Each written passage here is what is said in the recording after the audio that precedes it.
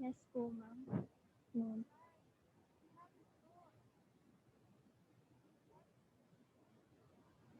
So, hi everyone. We are the third group. The coverage of our report will be the GAM Volume 1, Chapters 2, 3, and 4. As we can see, there are 43 sections in Chapter 2, 32 sections in Chapter 3, and 7 sections in Chapter 4. So, our group will just discuss the themes or topics that we must remember. So, I'm Sophia Gabwat, and my report will revolve around Chapter 2 and a little bit of Chapter 4. So let's start on the overview of government accounting versus business accounting. When we say business accounting, it is commercial, while the government accounting places greatest emphasis on the following. First, in government, we emphasize the sources and utilization. When we say sources, it is where the government funds are coming. Saan nga ba nanggagaling ang sources ng government natin? Some example are yung taxes, loans, contribution, grants, which is almost the same as donation, and more, which will be discussed by the other group. So next, let's go to utilization. This is the word disposition and disbursement, which will be also discussed more on the other chapters. But when we disperse government funds, it is not just bayad lang ng bayad or just pay or spend the fund or gastos ng gastos. It should always be in accordance with law. It is just like there's no law, then there's no spending or walang batas, walang gastos. So what law I am referring? That was discussed in the budget process. But let's introduce or recall it. That's the no utilization, no disposition of government funds, no disbursements of government funds without law. The law, it is the GAA. That is the budget. That is the approved budget.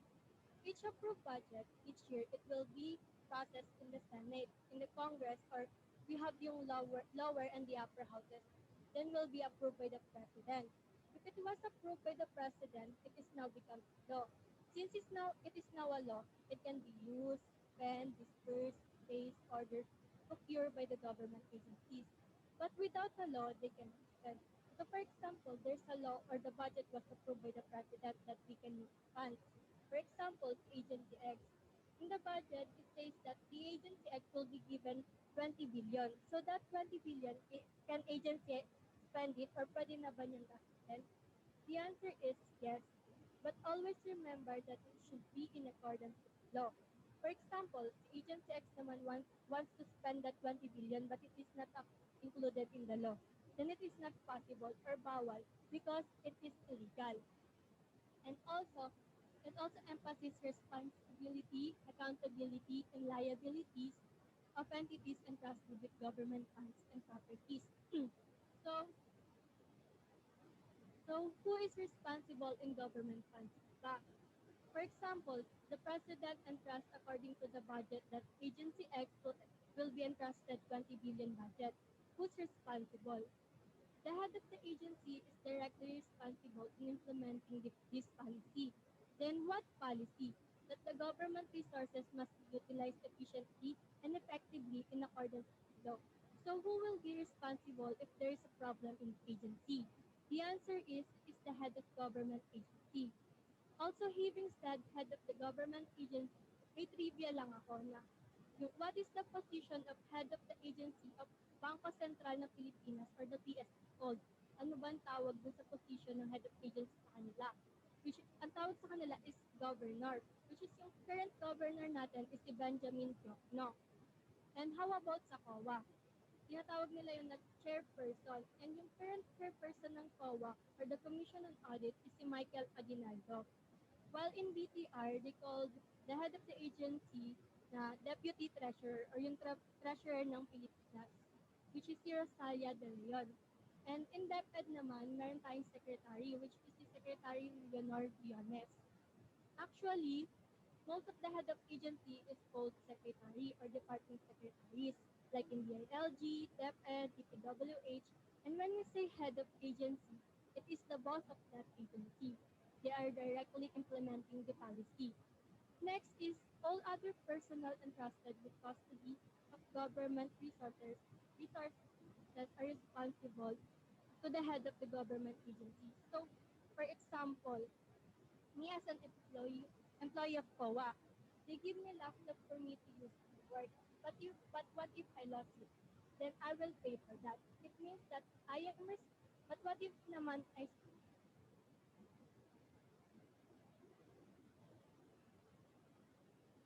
stole money and they can find me? Then directly responsible to the head agency. But I am responsible to the head agency and accountable for securing their and are liable for any loss.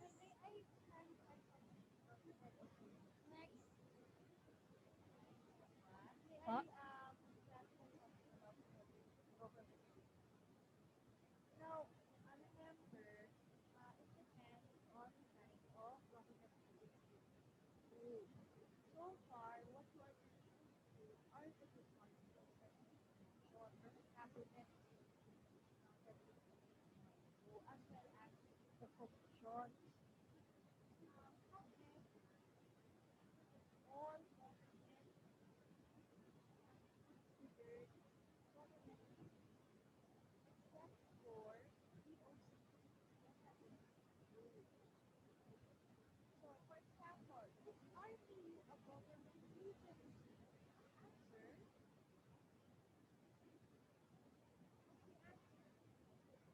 Yes.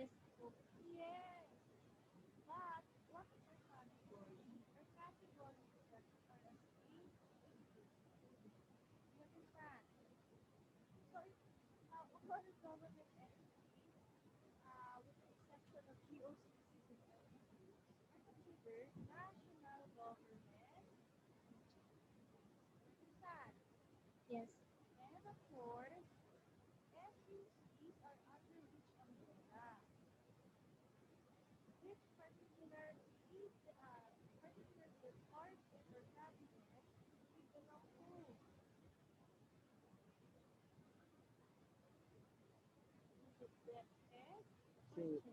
Shed. Shed.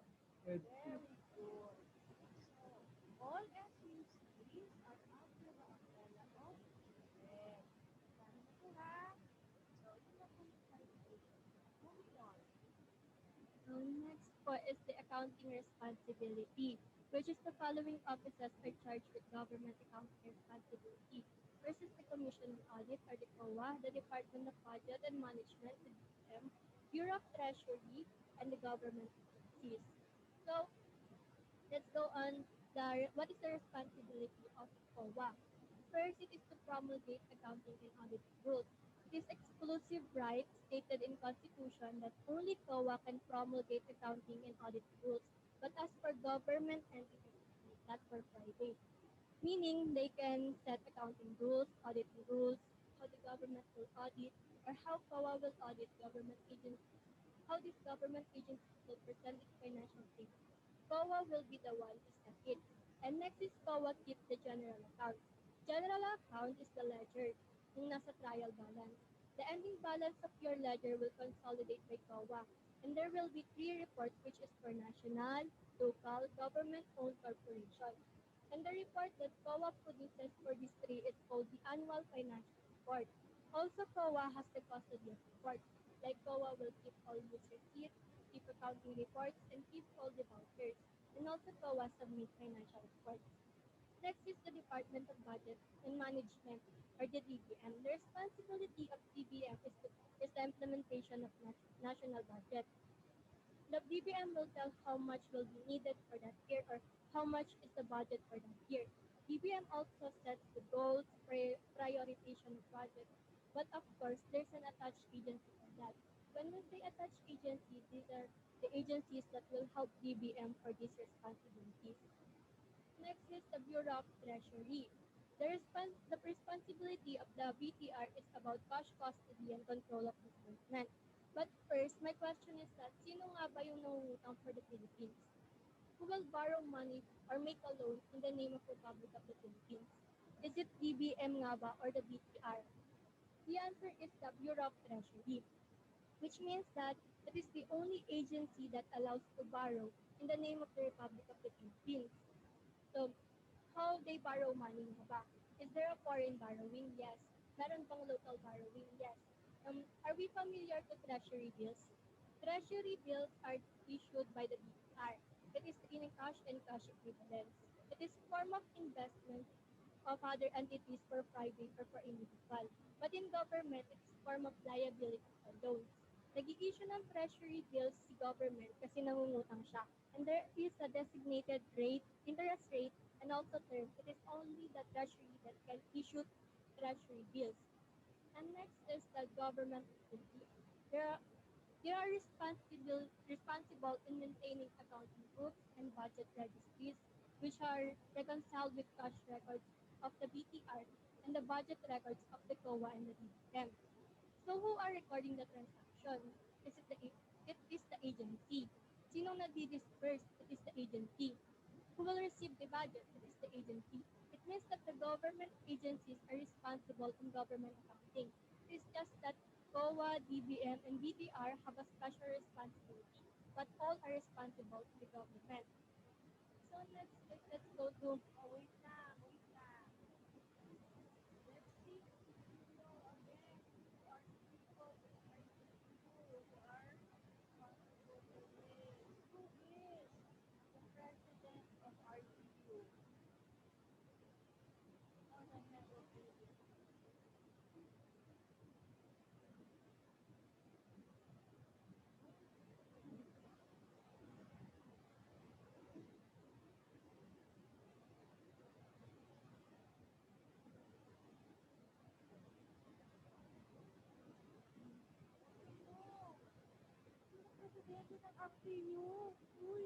Dr. Yanko.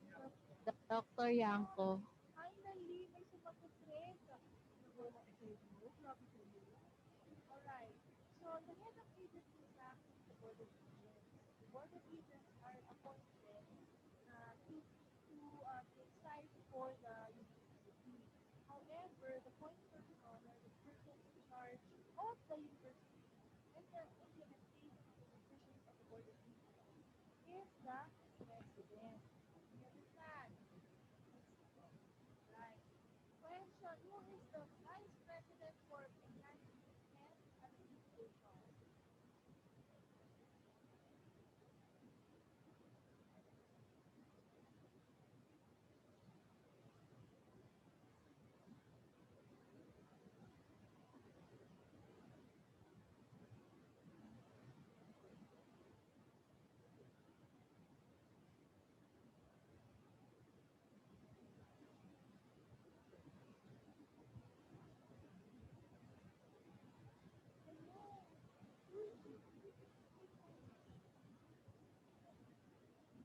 Rodolfo Aldeon po. Boy, ano? Sa website. Very good. At least, yes, diba?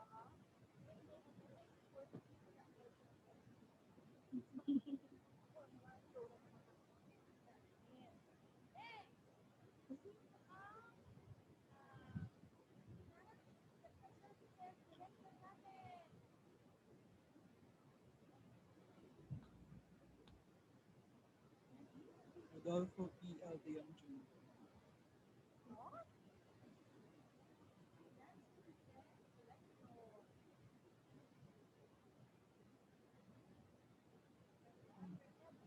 Ma'am Elizabeth, ma'am.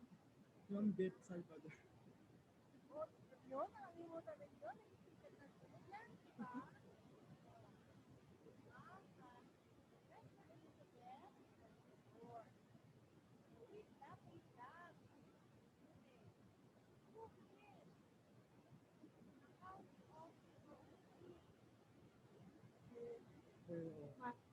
Na, Mara.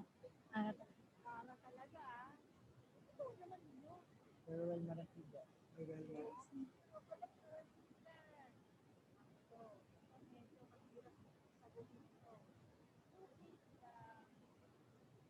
Cashier of the university, the head cashier. Cash department or cash disbursement department or CFO. Yes.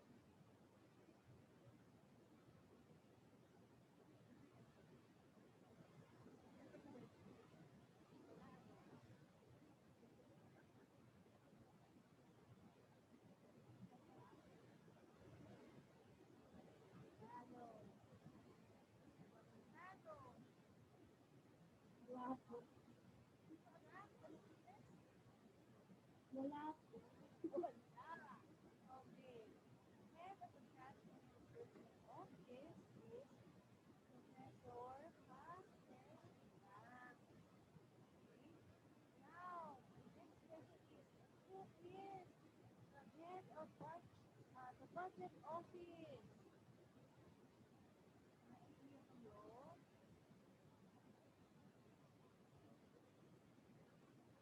Na. Iba na ang head ng budget office. It used to be Miss Noragon Fernandez. Now it is Sir Arden Villasan. Eh ako, alam ko po Martin.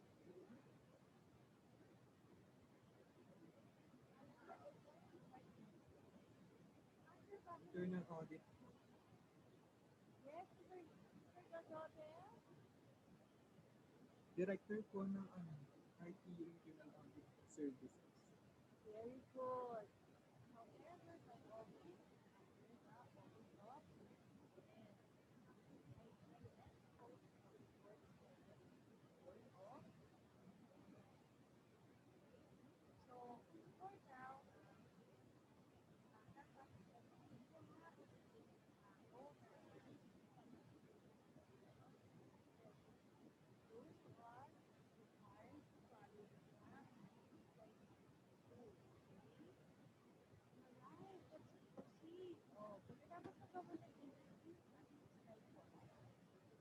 the next po is the GAM for NGAs. Why Now let's proceed for the GAM for National Government Agencies. Why I emphasize for NGAs or National Government Agencies? Because there's a GAM for LGUs or local government units. But correct me if I'm wrong po, ma'am, but this GAM for LGUs will not be discussed because only the national are in the syllabus according to the CHED po. And before the GAM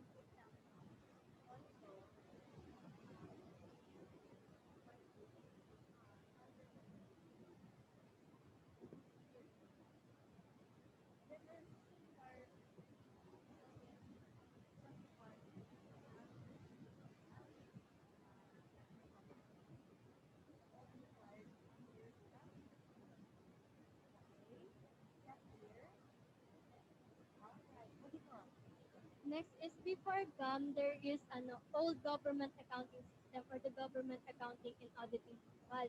Then nagkaroon na tayo ng new government accounting system. Ma'am, hindi ko po nakita search yung sinasabi niyo po na timeline sa Google. Pero nakita ko po yung meron po tayo ng first is yung old government accounting system or yung government accounting and auditing manual.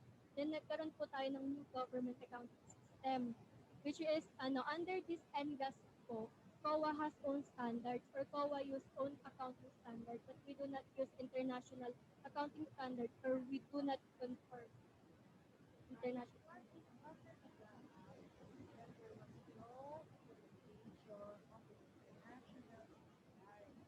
However, under NGAS, that is when the international accounting standards were created. Okay, taro po ba?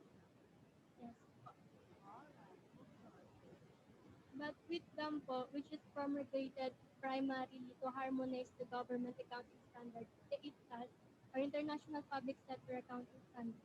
The IPSAS are based on IFRS, which means that what we learn from our CPAS, yung SAPAR, or yung CPFRS, we can apply it in government accounting. It is just that there's these 13 changes in treatment. Since because of that, COA decided to use IPSAS po, but it is standard for public sector only. So who are using this? Um, because of that, COA decided to use IPSAS, but it's standard for the public sector only. And sino yung mga gumagamit nun? It is used by the countries under SAI po, or the Supreme Member of SAI, or Supreme Audit Institution. And yung Philippines po is one of the member of SAI. So we use the IPSAS. And IPSAS are based on IFRS, sabi ko nga kanina. As we say, and it is just like yung sa FAR po natin ng CPAS because there is an inventory, makaka-encounter po tayo ng inventory, PPE, investment property, financial instrument sa mga susunod na chapter po. And next, at ito po yung mga changes adapted from NGAS manual to GAM po. Yung sa ano po, yung sa NGAS, gumagamitan po tayo ng State Accounting Standards na tapos sa GAM po, gumagamit tayo ng PPSAS. Yung PPSAS is adapted from PPSAS sa Philippines, naging PPSAS na po siya, or Philippine Public Sector Accounting Standard. And we have 32 PPSAS na po. And then sa paano po, components of financial statement, sa NGAS manual noon po, we only have four components of financial statement. But in TFRS, we have 5 po. Then sa SCADAM naman po, we have 6 na po. Yung additional dito yung statement of comparison of budget and actual amounts na tinanong ko po sa inyo last meeting. Kasi hindi ko po siya masyadong nabot po. Meron yan siya po yung comparison ng final or actual budget sa yung comparison ng po.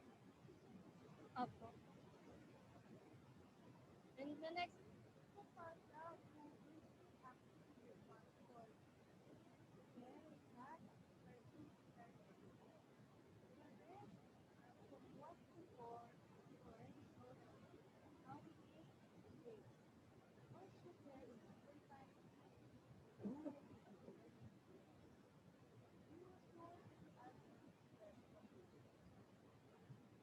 Then po yung unit, sa naman po, unit 5 accounting sa group ko po. Pero sa NGATS po, hindi po tayo compliant doon dati na may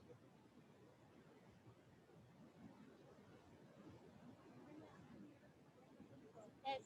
Pero ngayon po, compliant po tayo. And then, bookment ngayon po, yung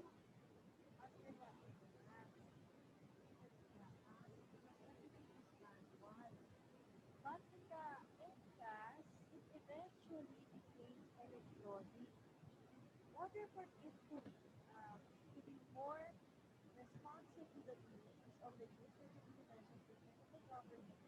It had to come up with a unified coding system. Kasi ang gam na lang talaga nag-implement. Okay, diba? So, it came in the latter days of the era, eventually came up with a unified house code. Moving on, Mr. Juan, go ahead. next po is yung books maintain and fund maintenance po. Dati po, regular agency po natin. Katulad po ng sinabi ni Ma'am na na mano-mano po, medyo mahirap po sa sa dating mga manual. Ngayon po, meron na po tayong fund clustering. Kasi ito po yung, may 7 po tayong fund clustering, which will also be discussed po ng next report po. Then yung sa po, sa statement of financial position, sa assets and liabilities po natin sa NGAT, hindi po natin siya dinidistinct between current and non-current assets and liabilities. But with GAM po, dinidistinct na po natin siya. And yun nga po, sa statement of comparison and budget and actual amount, wala po siya nung dating manual. Ngayon, additional component of then, yun ito pong maintenance of registries and forms, yung forms. Ito po yung i-report ng mga next reporters. And the next one is the objective of GAM for NGAS is to update the following: the standard policy, guidance, and accounting policy, coding instruction, accounting policy, as ang next report. And yung accounting book registry record form should also be discussed as pangatlong report. Then yung basic accounting principle naman natin is ito. Which first, it is compliance with EPSAS. The GAM is in accordance with IPSAS po. It is an conformity or with IPSAS. The IPSAS is yung international na standard and was adopted by COA. It is adopted by COA and it is called now as PPSAS.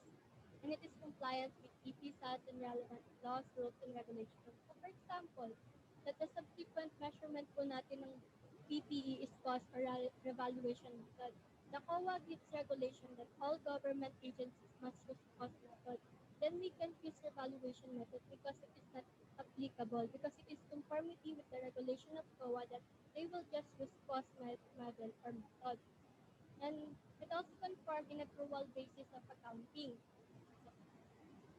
Like when we record income po, it is when earned. And when we record expense, it is when incurred. But how about the taxes? When do we record taxes? Because we are following the accrual basis. Do we accrue taxes? The answer actually is when we receive, not accrue.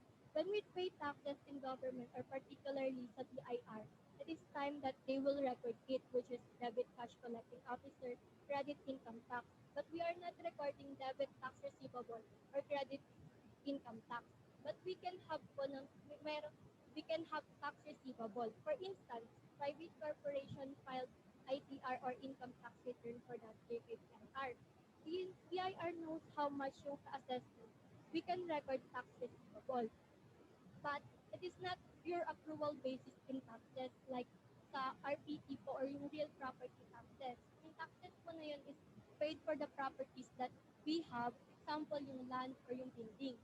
Until no assessment of taxes, there's no income because why we record receivable when we cannot collect? Because when we record income and we are not sure that we can collect it, then at the end, we need to record allowance for doubtful accounts or impairment loss. So tayo lang magpapakahirap doon. But it will also be discussed sa chapter 5, which is the revenue and other receipts. The next naman is yung budget basis for presentation of budget information in financial statement. I'll just connect this with the sixth bullet na lang, which is the financial statement based on accounting and budgetary records. Remember, we follow IPSAS. In the Philippines, it becomes PPSAS. In PPSAS, there's only one standard about budget. There's no standard in PFRS, FAR, CPAS about budget because it is unique for public sector because we do account for budget and it is also presented in financial statement. Yung ano po na yun, yung standard about budget na yun is in nasa PPSAS number 24 po siya. So, the presentation of budget information in financial statement. Wala pong about standard about budget. Makita tayo sa PFRS, FAR, CPAS, and BIS. Then, next is the revised chart of account, which will also be discussed by the next reporter na po. Double entry bookkeeping simply means that when there's a debit, there's a corresponding credit. Then yung fund cluster accounting nga po kanina nakita natin, we have 7 fund cluster. And mas i-elaborate pa po siya ng next semester. And then the last is yung qualitative character also be na-discuss na sa atin sa CPAS, but let's just recall it briefly na lang. In PFRS, there's a 2 qualitative characteristics of financial information, which is yung relevant and faithful representation. Yung others are called enhancing qualitative characteristics. But in government accounting, hindi na natin kailangan segregate because all are qualitative characteristics. Ito na po siya yung isa-isahin. And ito po yung itsura ng statement of comparison of budget and actual.